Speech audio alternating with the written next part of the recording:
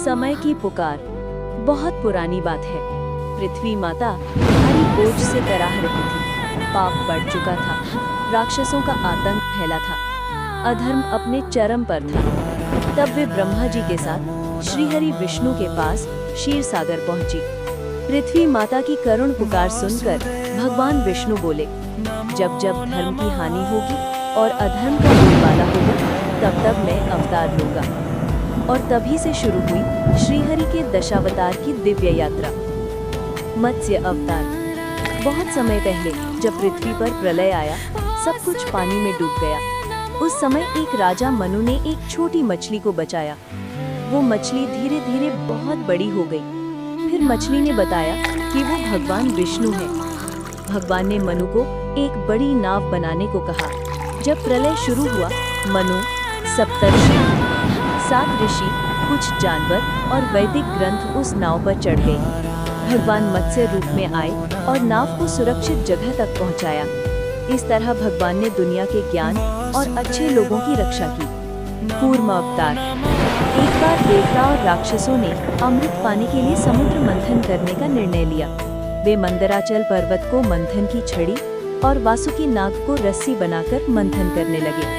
लेकिन मंदराचल भारी था और समुद्र में डूबने लगा। तब भगवान विष्णु ने कछुए का, कूर्म का रूप लिया और अपनी मजबूत पीठ पर पर्वत को टिकाया। अब पर्वत स्थिर रहा और मंथन सफल हुआ।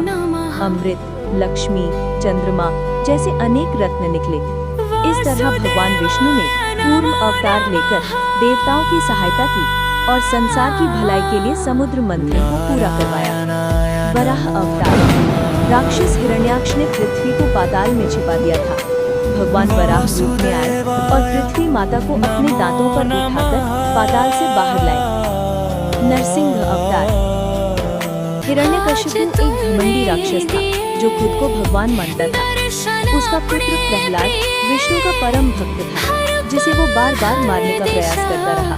एक दिन जब हिरण्यकशिपु ने खंभे की ओर इशारा कर पूछा, क्या तेरा भगवान इसमें भी है? तभी खंभे से भगवान विष्णु नरसिंह अवतार में प्रकट हुए। आधे मानव, आधे सिंह के रूप में उन्होंने संध्या समय द्वार पर अपनी गोद में रखकर हिरण्यकशिपु का वध किया। वामन अवतार।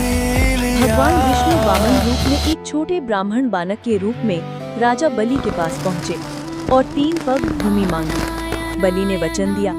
तभी वामन ने विराट रूप धारण कर लिया। उनका सिर आकाश छूने लगा, चरण पाताल तक पहुँचे और बाहें दिशाओं तक फैल गई। एक पग में पृथ्वी, दूसरे में स्वर्ग मापा, तीसरे पग के लिए स्थान न बचा। तब बलि ने अपना सिर आगे कर दिया। इस प्रकार उसका अभिमान टूट गया। परशुराम अवतार। जब धरती अत्याचारी और अहंकारी क्षत्रियों से भर गई, तब भगवान विष्णु ने परशुराम के रूप में जन्म लिया। एक तपस्वी ब्राह्मण योद्धा। उनके हाथ में चमकता फरसा कुल्हाड़ी था और मुख पर तेजस्वी क्रोध। वे धर्म की रक्षा हेतु उठे और 21 बार पृथ्वी को क्षत्रियों से मुक्त किया। उनके विराट रूप में वे पर्वतों जैसे विशाल दिखते थे, नेत्र अग्नि समान दहकते थे और उनका फरसा न्याय का प्रतीक बन गया था। राम अवतार। जब रावण के अत्याचारों से धरती पीड़ित हो गई, तब भगवान विष्णु ने श्री राम के रूप में अयोध्या में जन्म लिया। वे मर्यादा पुरुषोत्तम बने, पिता की आज्ञा से वनवास गए, राक्षसों का संहार किया और रावण द्वारा अपहरित सीता माता को बचाया। उन्होंने वानर सेना के साथ मिलकर समुद्र पर पुल बनवाया और लंका जाकर रावण का वध किया। श्री राम ने सत्य, त्याग और धर्म के आदर्शों को स्थापित किया और युगों तक पूजनीय बने। कृष्ण अवतार। जब अधर्म बढ़ा और पृथ्वी पीड़ित हुई, तब भगवान विष्णु ने कृष्ण के रूप में जन्म लिया। बाल्यकाल में ही उन्होंने अनेक चमत्कार किए और अत्याचारी मामा कंस का वध किया। युवावस्था में वे कुशल राजनीतिज्ञ और सच्चे मार्गदर्शक बने। महाभारत युद्ध में अर्जुन को श्रीमद् भगवद गीता का दिव्य ज्ञान दिया, जिससे धर्म और कर्म का महत्व उजागर हुआ। कृष्ण ने जीवन भर अधर्म का नाश कर धर्म की स्थापना की और युगों तक प्रेरणा बन गए। बुद्ध अवतार। जब यज्ञों और बलि प्रथाओं में अत्यधिक हिंसा फैल गई और जीवों की पीड़ा बढ़ने लगी, तब भगवान विष्णु ने बुद्ध के रूप में अवतार लिया। उन्होंने लोगों को करुणा, अहिंसा और नैतिक जीवन का मार्ग दिखाया। उन्होंने सिखाया कि ज्ञान, ध्यान और नैतिक जीवन से ही सच्चा मोक्ष प्राप्त हो सकता है। भगवान बुद्ध ने बाहरी आडंबर और अंधविश्वास को त्याग कर आत्मबोध और मानवता पर बल दिया।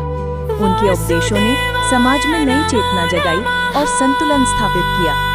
बुद्ध अवतार धर्म की रक्षा हेतु एक शांति और विवेक का प्रतीक बनकर आया। कल की अवतार, जब कलयुग में पाप, अधर्म और अन्याय अपने चरम पर होगा, सत्य और धर्म लुप्त हो जाएंगे, तब भगवान विष्णु कल की अवतार के रूप में प्रकट होंगे। वे एक तेजस्वी दिव्य योद्धा होंगे, सफेद अश्व पर सवार, हाथ में चमकती तलवार ले। उनके तेज से अंधकार मिट जाएगा। वे अधर्मियों का संहार करेंगे और पुनः सतयुग की स्थापना करेंगे। ये अवतार आने वाला है, भविष्य का न्याय और पुनः धर्म की स्थापना का प्रतीक।